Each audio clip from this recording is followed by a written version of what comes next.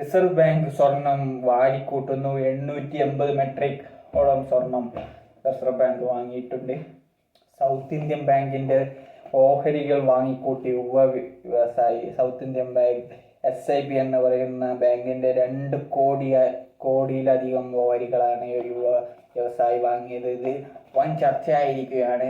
2 കോടിയിലധികം ഓഹരികൾ വാങ്ങി എന്നത് വലിയ ചർച്ചയായിരിക്കുമെന്ന് എല്ലാ ഓഹരി നിക്ഷേപകരുടെയും കണ്ണ് സൗത്ത് ഇന്ത്യൻ ബാങ്കിലേക്ക് പോയിരിക്കുകയാണ്.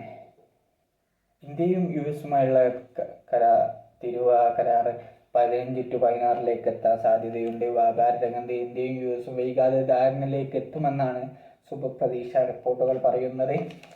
ചെറിയ ഹോട്ടലുകൾ വൈറ്റ് കാറ്റഗറിയിലേക്കാക്കാൻ തീരുമാനം എടുക്കുന്നു. ചെറു ഹോട്ടലുകൾ ഉൾപ്പെടെ 47 വിഭാഗങ്ങളിലെ വ്യവസായങ്ങൾക്കാണ് ഈ വൈറ്റ് കാറ്റഗറിയിലേക്ക് ആക്കാനുള്ള പ്ലാൻ കേന്ദ്ര ഗവൺമെന്റ് എടുത്തിരിക്കുന്നത്. മലിനീകരണ നിയന്ത്രണ ബോർഡിന്റെ ക്ലിയറൻസ് വേണ്ട എന്നാണ് വൈറ്റ് കാറ്റഗറിയിലുള്ള വ്യവസായങ്ങൾക്കുള്ള പ്രത്യേകത. ക്രോമിനെ വെട്ടാൻ അറ്റ്ലസ്.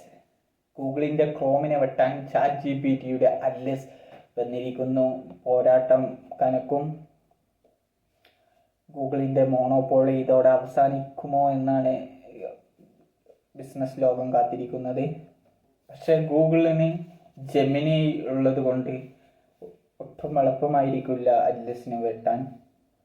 ഗൂഗിളിന്റെ കുത്തക തടയാനാകുമോ എന്നാണ്. ടെക്നോ പാർക്ക് വികസനത്തിലേക്ക് 50 ലക്ഷം ചതുരശ്ര അടി സ്പേസ് കൂടി വരികയാണ്. IT കയറ്റുമതിയിൽ വൻ വർധനയാണ് ഉണ്ടായിരിക്കുന്നത്. 200% വർധനവാണ് വർഷം ടെക്നോ പാർക്കിലുള്ളത്.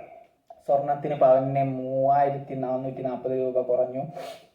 ഡോളറിനും പൈസ കുറഞ്ഞിട്ടുണ്ട്.